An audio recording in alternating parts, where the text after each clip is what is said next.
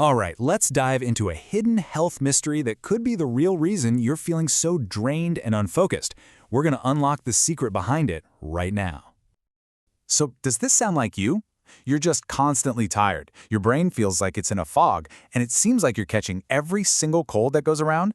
I get it. It's frustrating, and you're definitely not imagining it. But what if the cause isn't some big, complicated medical issue? What if it's actually something way more basic?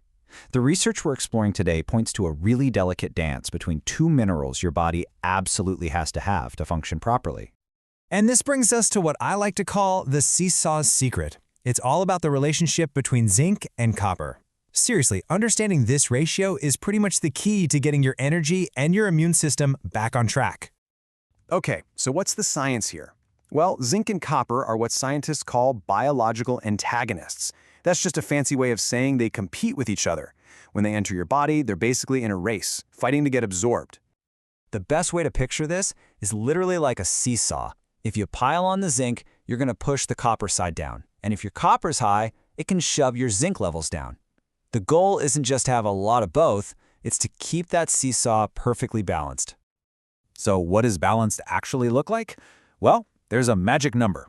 The research shows that the sweet spot, the perfect ratio, is somewhere around 8 to 15 parts zinc for every 1 part copper. That's the target your body is always trying to hit. And you might think this is a rare issue, but wow. The scale of this problem is just staggering. Some sources suggest that up to 90% of people might be dealing with a copper deficiency. This is a huge, widespread problem that could be affecting almost all of us. So what happens when the seesaw breaks? How does this imbalance actually show up in your day-to-day life? Let's talk about the signs. This chart lays it all out pretty clearly. A general imbalance can lead to that fatigue and brain fog we started with. If you're low in zinc, you might see hair loss or those little white spots on your fingernails, but it's that copper deficiency column that is so often missed, and it can be a real troublemaker. Now, this is so important, so please pay close attention. If you know anyone who has anemia and taking iron supplements just isn't working, this could be the culprit. See, your body needs copper to actually use the iron to build red blood cells. Without enough copper, all that iron is basically useless. And the red flags go even deeper than that. We're talking about really serious, medically documented signs, like low white blood cell counts, which just wrecks your immune system, or neurological issues like numbness and feeling unsteady on your feet. Even things you might brush off, like getting gray hair way too early, can be a sign. Okay, so if this is such a major issue, where's it all coming from? Well, here's the crazy part. The evidence suggests that a lot of the time, we're actually creating this problem ourselves with a very common, well-intentioned health habit.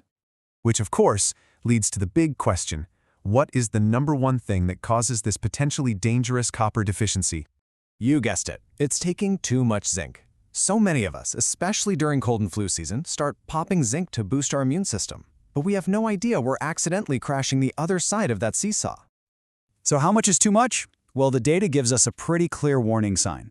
If you're taking 50 milligrams of zinc or more every single day over a long period, that's enough to trigger a serious copper deficiency and all the problems that come with it. And the stakes are incredibly high. The damage can be permanent.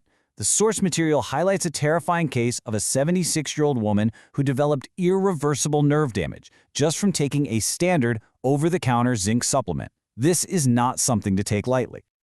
Okay, I know that sounds pretty scary, but here's the good news. Now that we know the problem, there's a really clear, actionable way to fix it. So let's walk through the protocol for getting your balance back. The most important rule, if you remember nothing else, remember this, is to never take your zinc and copper supplements together. Don't do it.